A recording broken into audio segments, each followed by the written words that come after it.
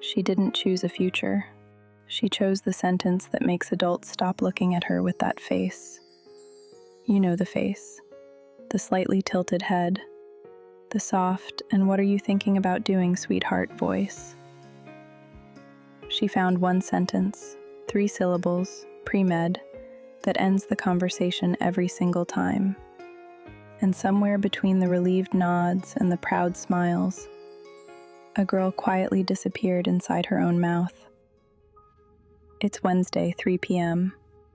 Emma is on page 412 of the medical textbook for the 4th time this week. The fluorescent tube above her cubicle is buzzing one note off key. The HVAC vent is dragging out its low industrial hum, and she has not, technically, read a single word in 11 minutes. But her Anki deck is cued. Her lavender highlighter is uncapped. Her 3 pens are aligned parallel to the spine of the book, like surgical instruments waiting for a procedure that's never going to start. And here's the thing nobody tells you about being the responsible one. You know that feeling when you're doing everything right, and somehow that's the most exhausting evidence that something is very, very wrong? When the planner is full, the GPA is clean, the parents are quiet, and you sit there thinking, so why does this feel like drowning in a very organized swimming pool? That's the shadow in this cubicle today. Not laziness, not failure. Something much quieter, much more polite. The slow, surgical erasure of a person by their own perfect handwriting. The mask, in Emma's case, doesn't look like a mask. That's the whole trick of it. It looks like a lavender color-coded planner. It looks like a girl who shows up to the library 20 minutes early and stays 40 minutes late. It looks like the daughter every aunt at every holiday holds up as the example. Oh, Emma's doing pre-med, she's always known. And Emma smiles politely when they say it, because correcting them would require explaining something she doesn't have words for yet. She has always known. That's the line. That's the script. That's the sentence she lets float across the dinner table like incense. Because the second it lands, her mother's shoulders drop half an inch, and her father returns to his phone, and the air in the kitchen becomes breathable again. On paper, she made a decision. On paper, she's locked in. On paper, she's the one in this family who has it together. Now zoom in on what's actually happening in the cubicle. She reaches for her 3 pens. She lines them up parallel to the spine of the textbook. Black, blue, red, the way she's done since 7th grade. Then she nudges the middle one, 1 millimeter, to the left. Not because it was crooked, because nudging it is the only decision in the last 6 hours that was entirely, completely hers, and it doesn't affect anybody. That's the math she's running, even if she'd never call it that. Where can I make a choice that costs nothing and changes nothing and proves to me, just for a second, that I'm still in here? The diagram on page 412 is the human heart. 4 chambers, labeled arrows: aorta, pulmonary artery, ventricles. She's been staring at the right atrium for so long the letters have started to blur into a gray smear. Her brain is not absorbing anatomy. Her brain is running a different program entirely, a kind of background scan she can't switch off. Did Mom sound disappointed on the phone last night? Was that a sigh or just the connection? Did I sound convincing when I said the bio midterm went well? What time is it? Why is my chest tight? Why does my chest get tight every Wednesday at 3 p.m. specifically? And then, for half a second, a sentence surfaces. I picked this because biology was the class my parents bragged about. She straightens her pens. The thought is gone. Is this mentally healthy? Be honest with yourself before you answer. Because from the outside, from the relatives angle, from the Instagram angle, from the high school guidance counselor angle, she's thriving. She's the success story. She's the one they point at when they want to scare younger cousins into studying harder. From the inside, she's a girl who hasn't had an original thought about her own life in approximately 4 years. And the only reason nobody notices is because the GPA keeps coming back clean. That's the cruel little secret of the good child architecture. The better you perform, the less anyone checks on you. The A+ is the perfect alibi. Nobody asks the kid pulling a 3.9 if she's okay. They just ask her what she's majoring in. And she has the answer ready. Here's the part nobody says out loud at the dinner table. Emma didn't choose pre-med because she loves medicine. She chose pre-med because "I don't know yet" is the only sentence in the English language her family cannot politely sit through. Try it sometime. Try saying "I don't know" in a household where every adult conversation is a low-grade interview. Watch what happens to the air. Watch how fast someone reaches for advice, for a pamphlet, for that specific frown that means we need to have a longer talk about this. She learned, somewhere around age 12, that uncertainty is a tax her family doesn't have the bandwidth to pay. So she stopped charging it. She picks up her phone, opens a new tab, types, "What can you do with a biology degree?" Reads 2 lines, closes the tab, reopens Anki. That right there, that 6-second loop, is the whole disease in miniature. Because notice what she didn't do. She didn't keep reading. She didn't scroll. She didn't even let the answer load all the way. The second the question got real, the second the universe threatened to actually respond, she folded the tab shut like it was a love letter from somebody she's not allowed to date. And she ran back to the flashcards. Because flashcards have answers.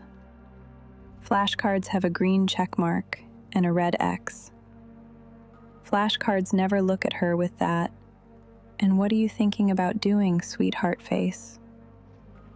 Have you ever noticed how the people who look the most decisive are often just the people most allergic to silence? Now here's the autopsy. Here's the twisted little blueprint of how this trap gets built. Brick by brick, in a perfectly nice suburban house with perfectly nice parents who would be horrified to know they're the architects. It starts small. A kid brings home a report card. The grown-ups light up. The kid notices that the lighting up is conditional. It doesn't happen on Tuesdays for no reason. It happens when the paper has certain letters on it. So the kid, being a kid, runs the experiment again. More good letters, more light. The kid learns that love in this house isn't withheld, exactly. It's just easier when she's legible. When she's a clean answer adults can file away. Fast forward 6 years. The kid is 18. She is no longer producing report cards. She's producing an entire identity built out of the same logic. Pre-med is just a longer version of an A+. It's a sentence she can hand to any adult and watch their face do the thing. The relief, the proud smile, the shoulders dropping half an inch. And here's the harsh part. The part that's going to sting. She's not addicted to medicine. She's addicted to the exhale. That tiny, almost invisible breath her mother lets out when Emma says, Studying went great. That's the drug. That's what she's actually been chasing since middle school. Not a career, not a passion.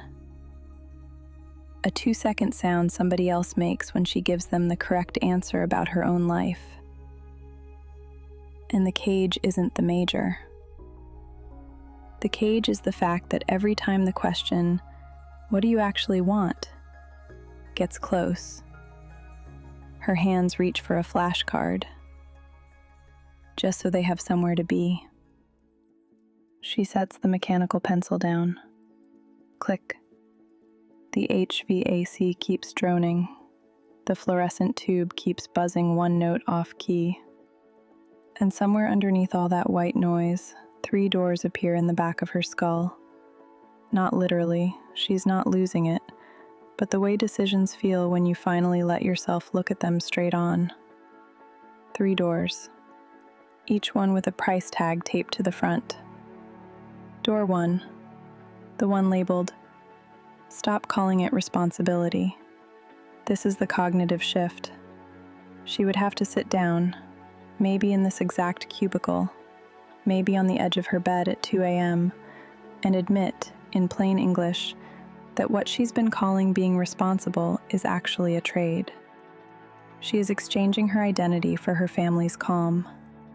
That's the transaction. That's the receipt. And the cost of opening this door isn't dramatic. There's no screaming match. The cost is much smaller and much worse.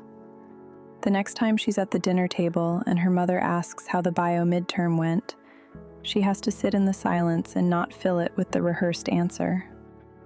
Just let the question hang there. Let her mother's shoulders not drop. Let the air stay unbreathable for 10 full seconds. 10 seconds of refusing to be legible. That is the entire price of door 1, and it is enormous. A small truth, in case you needed it spoken out loud. The hardest boundary in the world is the one you set with the people who never raised their voice at you. Door 2, labeled, "Close the textbook for 1 hour. Not forever. Not a gap year. 1 hour. And in that hour, she does not write a list of careers. She does not Google biology degree alternatives. She writes a list of moments, actual, specific, dated moments in the last year where she felt like a person and not a GPA. A song she liked without checking who else liked it. A conversation that wasn't a status update. A Sunday where she wasn't optimizing something. The cost of door 2 is that the list is going to be embarrassingly, devastatingly short. Maybe 4 entries, maybe 2. And she's going to have to look at that paper and see, in her own handwriting, how much of her week is performance and how little of it is her. Door 3, labeled, "Tell one human." Not her mother, not the family group chat, not the aunt who brags about her at holidays. One human. A friend, a stranger, a barista, doesn't matter. And she has to say, out loud, with her actual voice, "I don't know what I'm doing. I picked pre-med because I didn't want to keep being asked." The cost of door 3 is the worst one. Because the second those words leave her mouth, she loses the only currency she's been hoarding since age 12, being useful. The smart one, the reliable one, the one you can point at when you need proof that the family turned out okay. And she becomes, for the first time in her conscious memory, a girl who isn't useful to anyone in the room. 3 doors, 3 price tags. And Emma, supposed to be studying, supposed to be locking in, supposed to be the responsible one, just sits very, very still in the cubicle and looks at all 3 of them. She picks up her phone, opens the chat with her mom, types, Study session going great. Except she doesn't. Her thumbs hover. The typing bubble starts. Stops. Starts again. She is making a typing bubble in an empty chat that her mother will never see. And for 1 second, she catches her own reflection in the dark screen of the phone and doesn't recognize the face. Just a girl holding a pen in a building she didn't choose, studying for a life she picked because it was the quietest. She does not send the message. She does not close the app. She does not move. So the question doesn't get to die in this cubicle. It walks out, finds you on the other side of the screen, and sits down across from you. 3 doors. 1 girl who can't pick. And you. Which door are you standing in front of? And whose voice told you it was locked?